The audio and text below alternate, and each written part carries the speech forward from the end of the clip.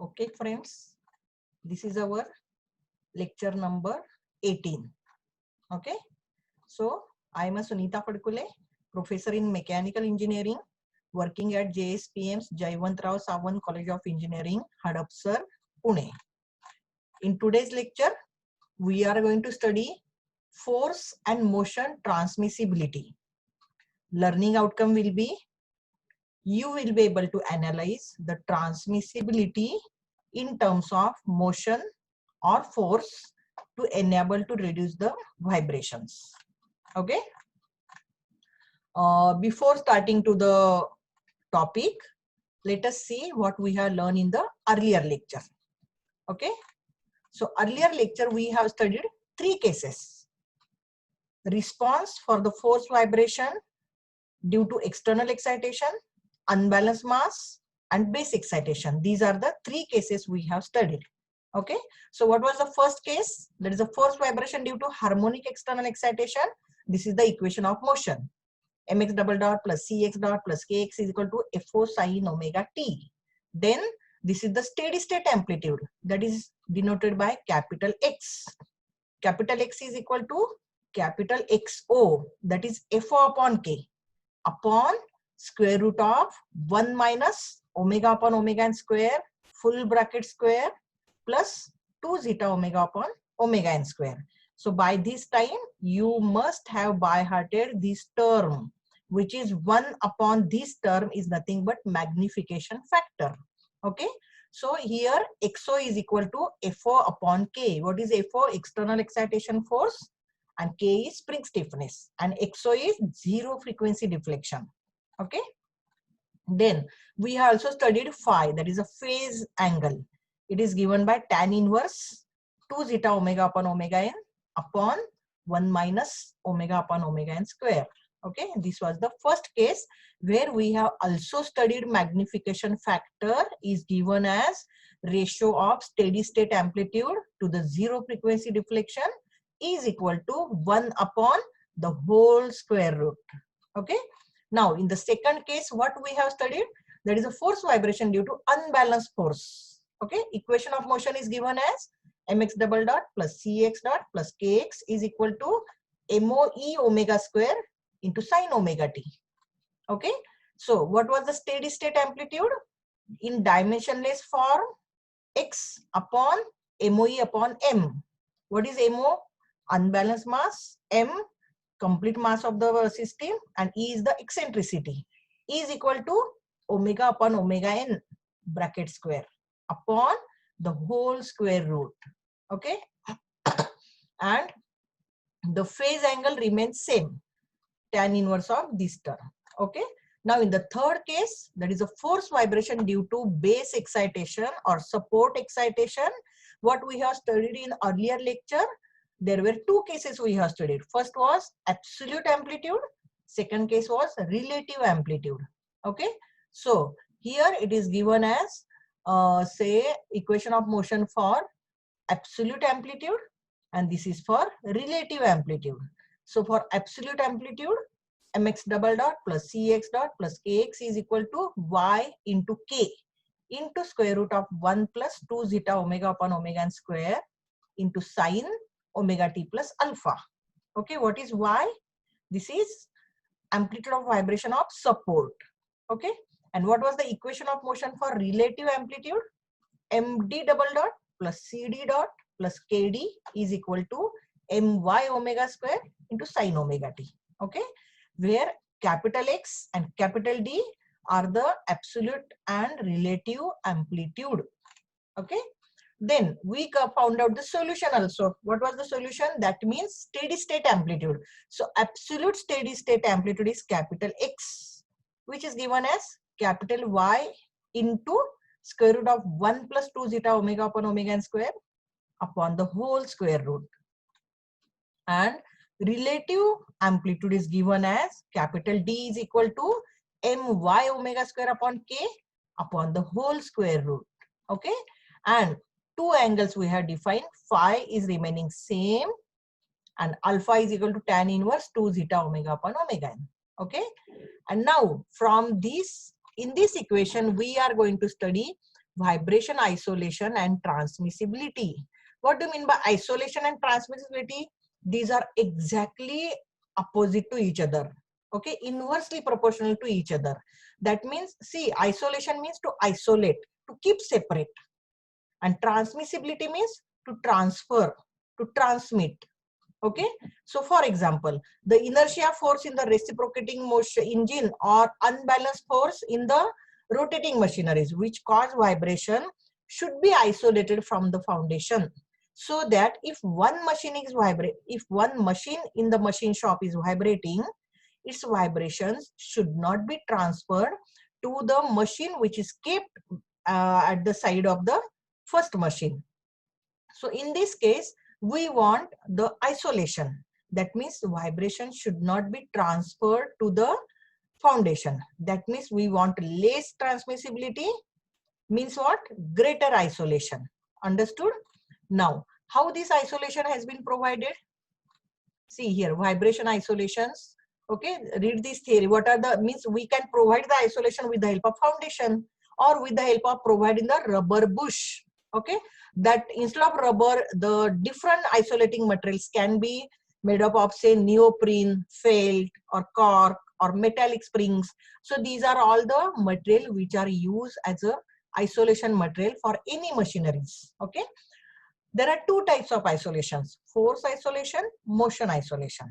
Okay, so lesser the amount of force or motion transmitted to the foundation, greater is said to be the isolation. Okay, so transmissibility also given in the two terms: force transmissibility and motion transmissibility. Okay, we are going to study both. Okay, so isolation is just a theoretical part. Okay, but transmissibility is having a analytical part. Motion also, force also. Okay, again, what we know, lesser the force or motion transmitted, greater is the isolation. Okay, so what is our aim? The transmissibility should be as low as possible. Okay, now what do you mean by motion transmissibility? You go by meaning. It's a motion, it's a displacement. So it is the ratio of capital X upon capital Y. That is, it is the ratio of absolute amplitude of vibration of the body to the amplitude of support. That is X upon Y. Capital X, there is a difference between when you say small x and small y, that is a general term. It's a variable parameter. At any time t, it is given by x and y.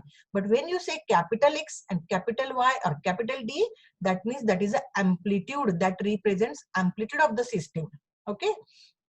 So this already we have studied in the earlier lecture.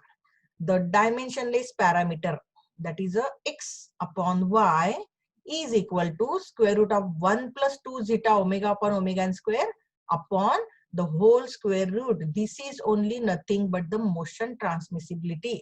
So already we have studied in the earlier lecture, last lecture, in case of third case, that is the force vibration due to support excitation, but there we have not defined this term. Here we are defining separately in terms of motion transmissibility. Okay, now force transmissibility, second term. Okay, how do you define the force transmissibility? It is defined as a ratio of force transmitted to the foundation to that impresses upon the system.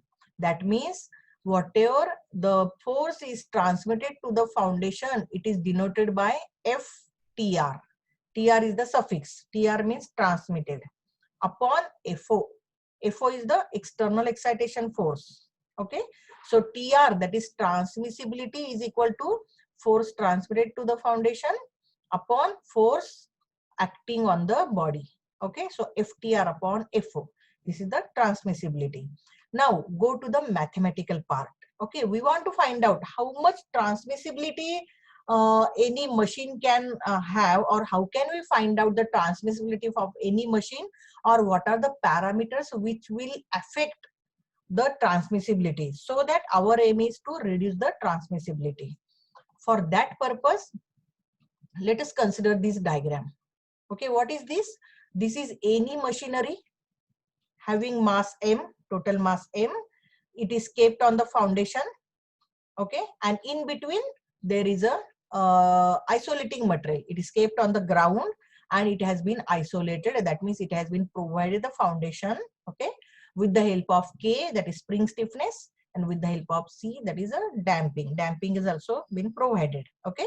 So assume this mass at any time t, it is moving down by amount x, and external force is acting on the system, that is F4 sin omega t. Now for this system we have to find out the transmissibility, okay. So now see, in any vibratory system we have studied that there are 4 forces. What are those 4 forces acting on the system?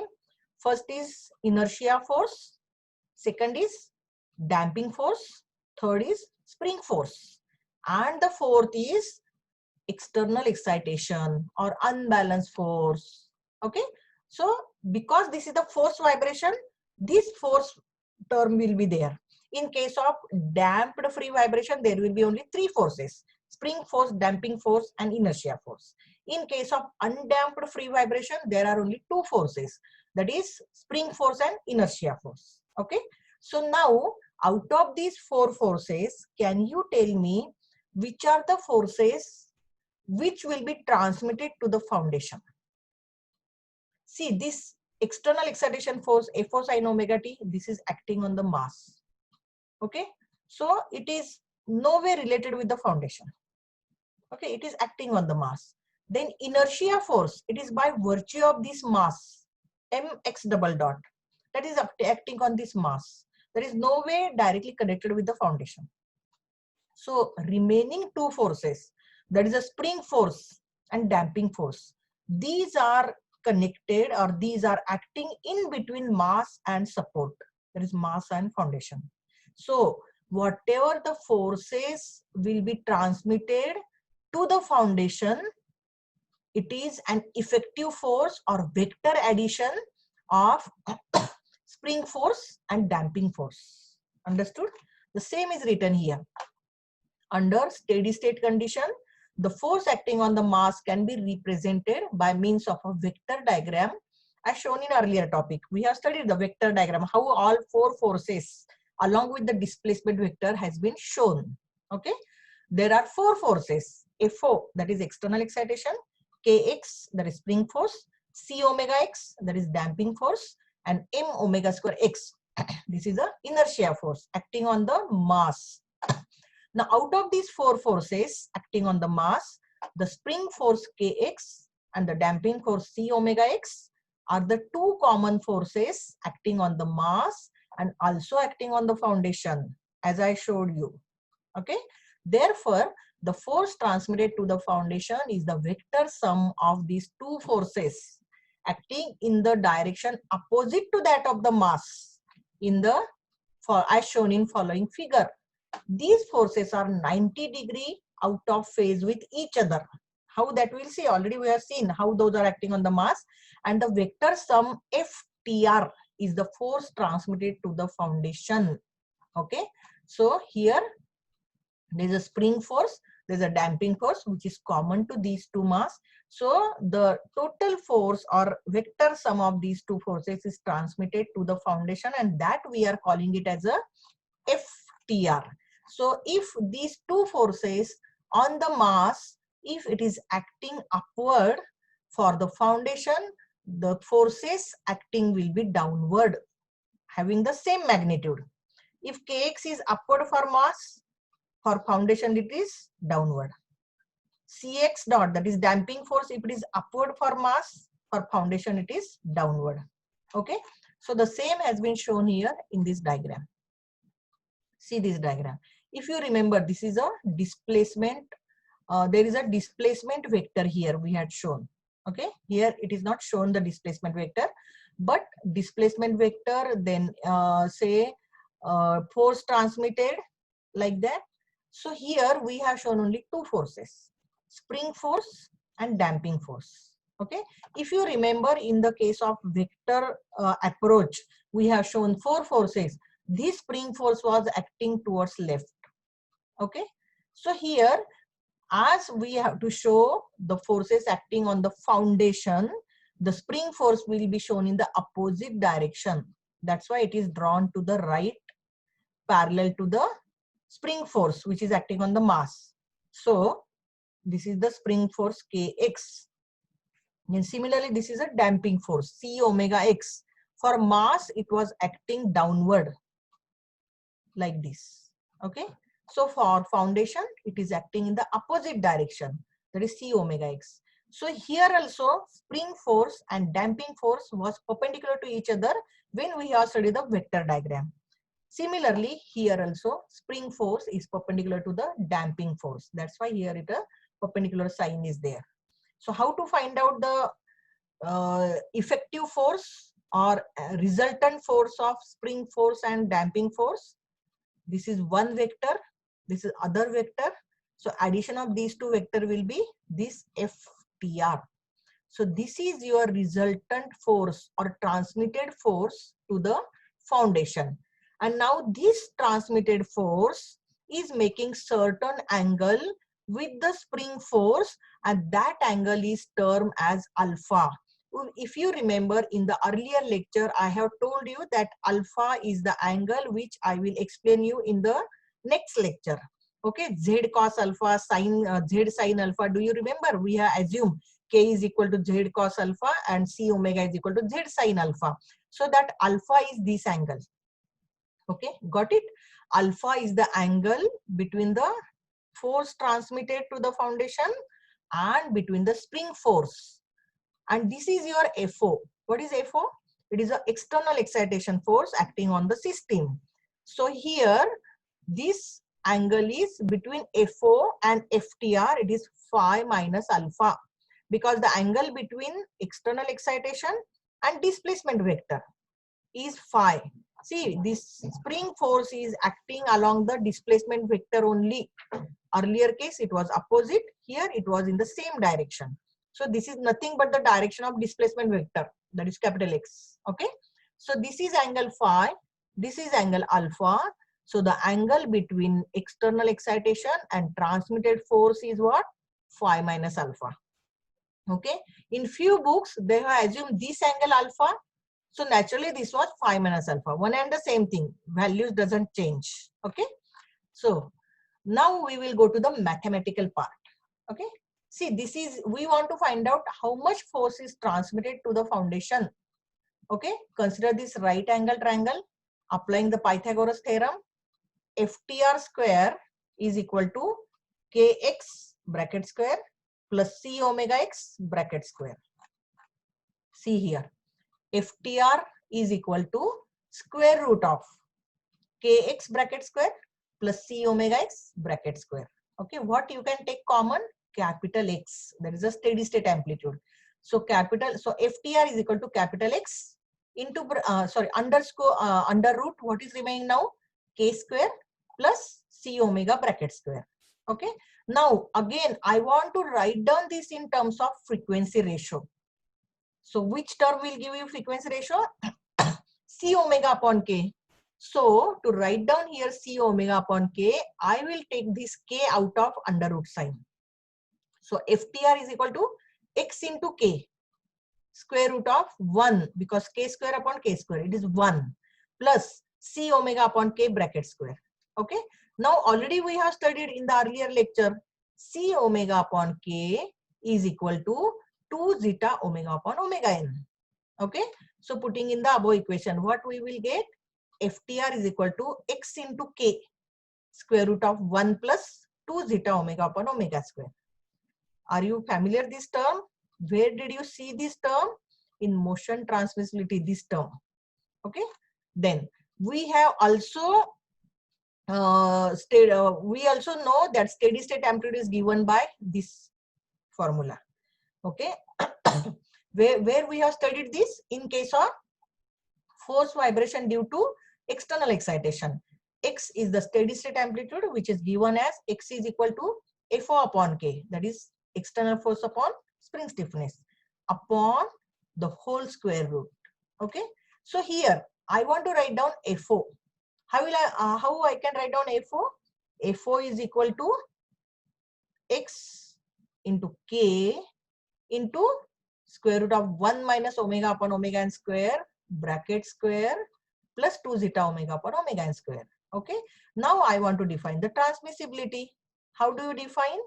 Transmissibility is equal to FTR upon FO, force transmitted upon external excitation. Here we have founded the value of FTR. Okay. How? From this Pythagoras theorem.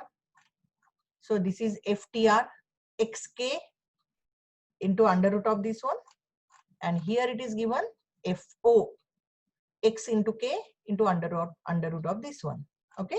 So putting the value into transmissibility is equal to FTR is x into k into under root of 1 plus 2 zeta omega upon omega n square upon FO is x into k square root of 1 minus omega upon omega n square full bracket square plus 2 zeta omega upon omega n square.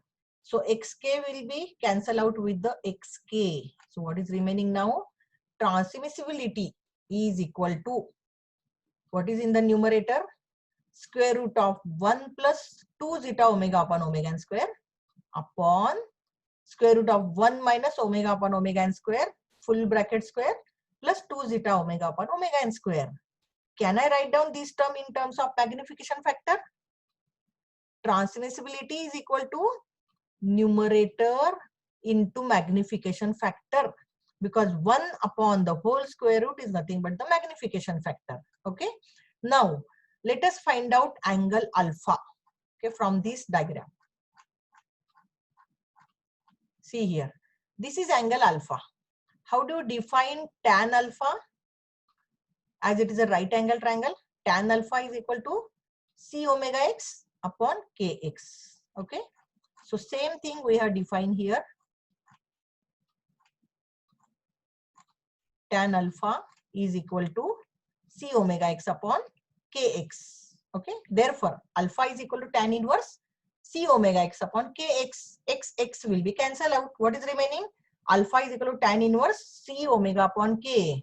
Now see, again this term has come. Okay. C omega upon k. It is given by 2 zeta omega upon omega n. Here there is a n. It should be n. By mistake 2 is written here. So alpha is equal to tan inverse 2 zeta omega upon omega n. Okay. Then phi already we know. We have derived in the all three equation. Phi is equal to tan inverse 2 zeta omega upon omega n upon 1 minus omega upon omega n square. Okay. Therefore, phi minus alpha is equal to tan inverse of this minus tan inverse of this. So what is phi minus alpha?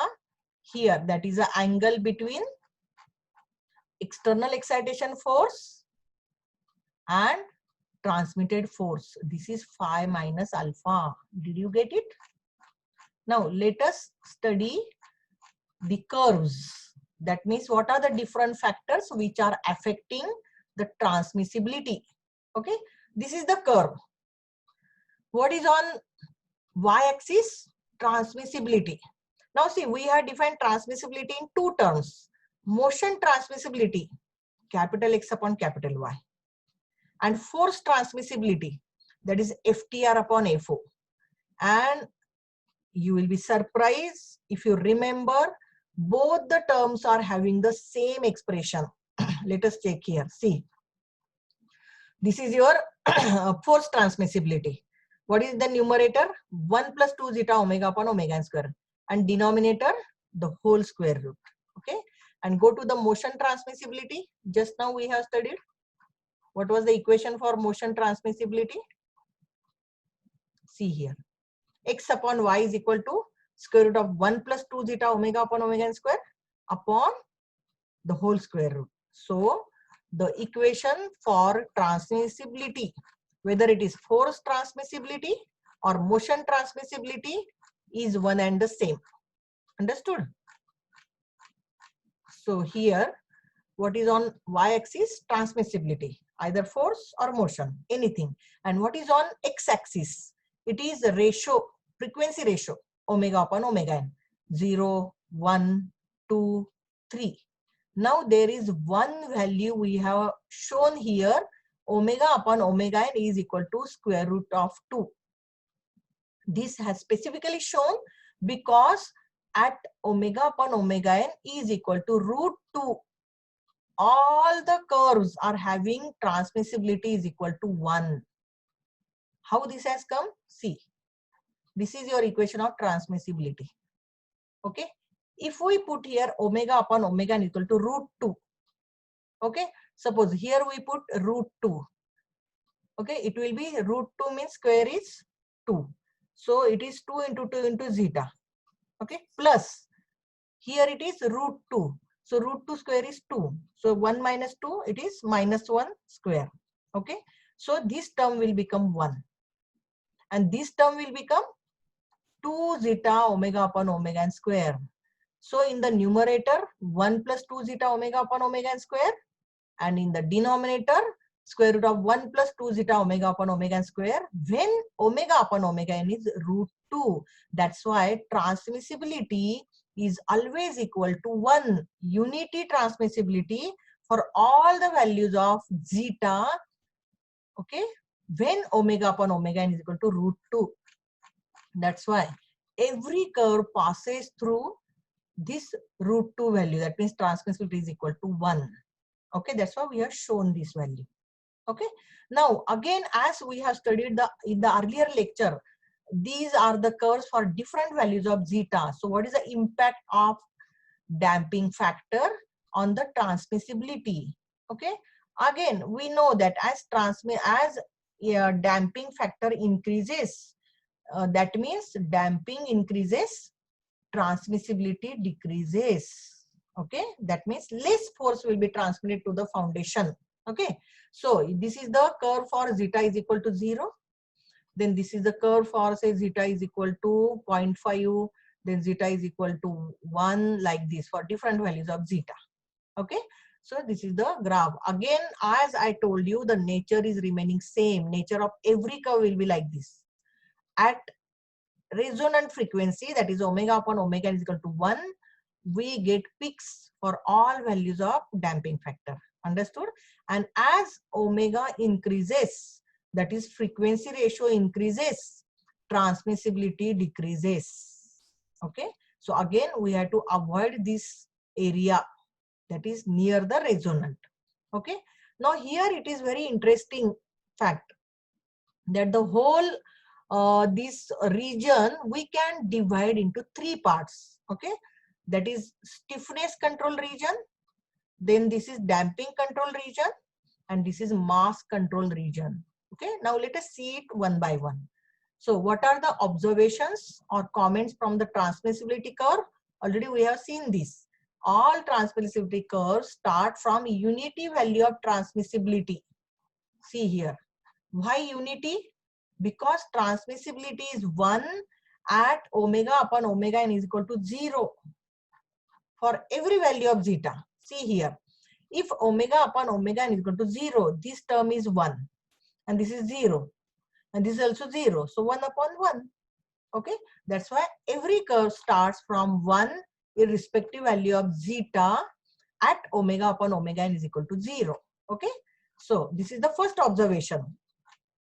All the transmissibility curves start from unit value of transmissibility. Unity value of transmissibility passes through the unit transmissibility at omega upon omega is equal to root 2, and after that they tends to 0 as omega upon omega n tends to infinity.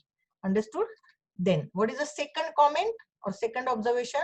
The area of vibration isolation starts when transmissibility is less than the unity and greater than, and when omega upon omega n is greater than root 2. For effective isolation, omega upon omega n should be very, very greater than 1. Means what? Natural frequency should be very, very less than omega. Okay. Now, what is the meaning of these starts? This is the sentence. The area of vibration isolation starts when transmissibility is less than unity and omega upon omega n is greater than root 2. See here. Greater than root 2 means this region, and transmissivity is less than 1. So this is the region where isolation is there. That means less transmissibility is there. That means greater isolation is there. So this is the area where isolation is there. Okay. This is the second observation. In the third observation, in the vibration isolation regions, that is omega upon omega n greater than √2, and in the absence of damping, transmissibility is given by 1 upon omega n square minus 1. So when we put zeta is equal to 0, we get transmissibility like this. Okay. Now, what is the fourth observation? Under ideal operating conditions, transmissibility must be 0. Hence, omega upon omega n should be as large as possible. Thus, the natural frequency of the system should be as low as possible. How you will achieve it? By keeping low spring stiffness with fairly heavy mass. Okay. So here, which is the region where we want zero transmissibility. See, all these curves are tending to 0. Okay. So here, what is this region? Here, omega upon omega n is higher. When it will be higher? When omega n will be lower. Okay. If we want to design the system which will give you lower omega n, then naturally your working area is higher frequency ratio. Understood? This is the fourth observation. And now, the fifth observation, very important. Transmissibility curves can be divided into 3 distinct frequency regions as mentioned below. As I told you, there are 3 distinct regions. Okay.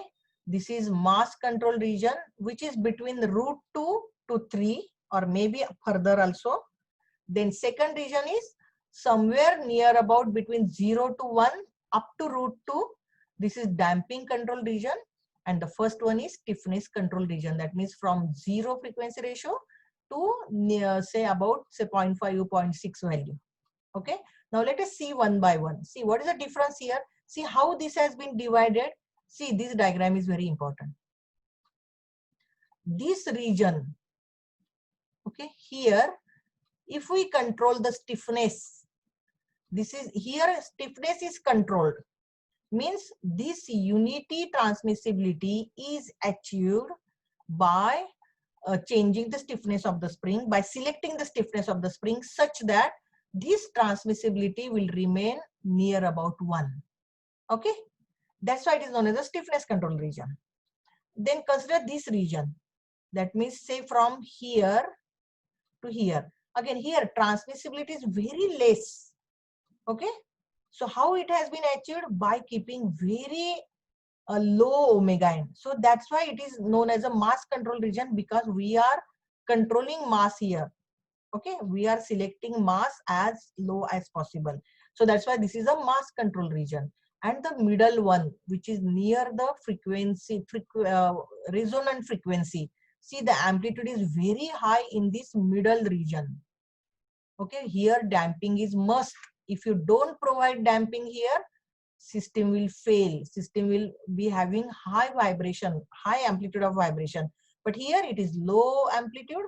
Here also it is low amplitude. But in the middle region, it is high amplitude. To lower this or to reduce this, we have to provide damping. It is must. That's why this middle region is known as a damping control region. Okay. Now let us see the description one by one. So the first one is, that means the third region on right hand side, extreme right hand side, that is a mass control region. Okay. The region where isolation is really effective. That is when omega upon omega n is large, and which is the mass control region. So you want to select omega upon omega n is very large. Omega is the parameter which is not in your control, because this is the operating frequency. It is the function of a machine. You cannot fix it. Okay, you cannot change it. So what is in your hand as a designer? Omega n. If you want omega upon omega n very high, omega n should be very low. Okay, when you will get the omega n very low, omega n is equal to square root of k upon m. So larger mass gives low natural frequency. Okay, that's why this is known as a mass control region. So you have to design the system such that it will give you low natural frequency That how it is possible? By providing larger mass. Of course, it is not desirable because larger mass means heavy mass. We always avoid higher mass. Okay.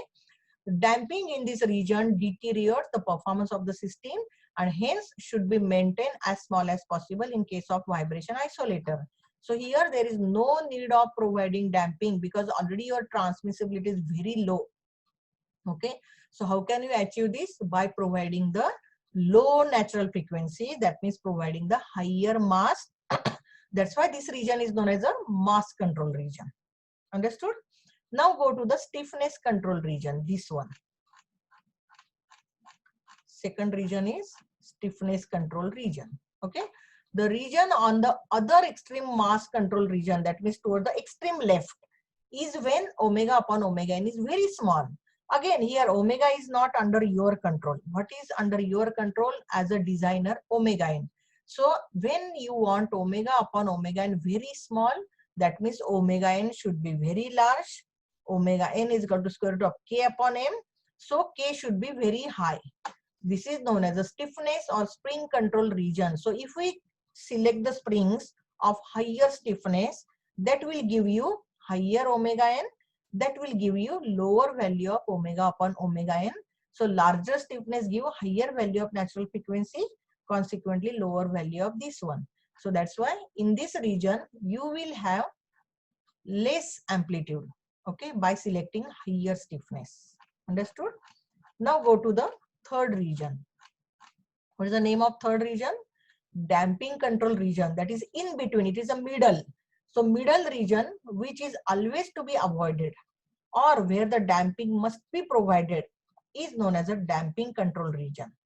For zero damping and when omega is equal to omega n, it is a condition of resonant. The transmissibility tends to infinity. Thus, damping is important, especially at and near resonance, where the transmissibility will be excessively large. Understood? Then, what is the sixth number of observation? In general, all machinery should have their operating frequency ratios higher than √2. That means what?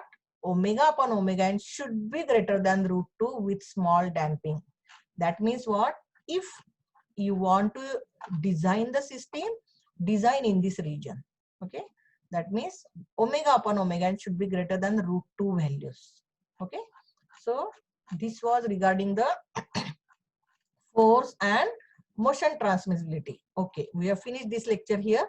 Now in the next lecture, I am going to cover the complete revision of all the force vibration.